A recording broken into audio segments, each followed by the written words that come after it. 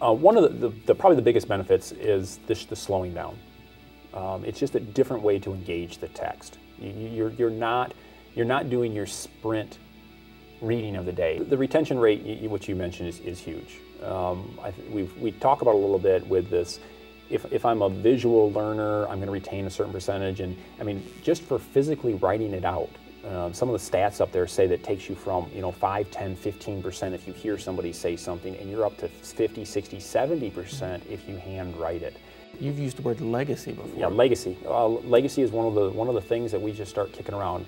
With our group, we started asking, and I started really asking it myself. I have a grandfather who came over from the Netherlands, who became a believer here while living in the States, was a believer later in life, and now I'm part of this heritage and I have this, but I have nothing.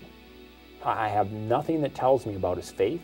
I have nothing that tells me who he really was as it pertains to God. All I have is the stories from my parents and my grandmother who says, yes, your grandpa was a believer.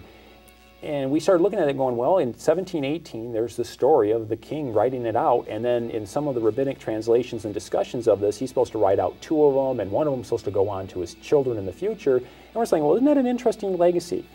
And so what we're really doing is we're really challenging parents and kids and to write it together.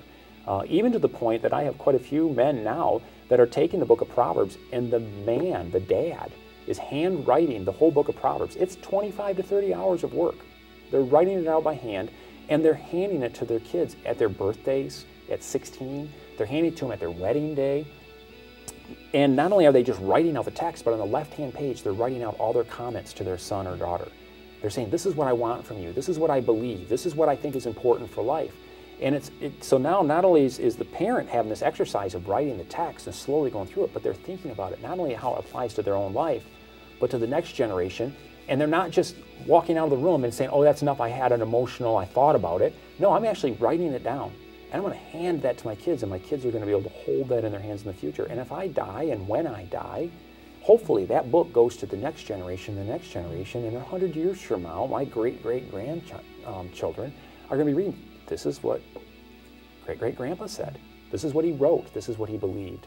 And have them kind of understand the heritage and the beliefs that we had, and how important it is, and how faithful our God is to all of us. And we're really, in a lot of stuff we're writing about in Journible is just God's faithfulness. It's kind of like a little bit of a different journaling idea that we're writing it to somebody else. We're passing it on with the text.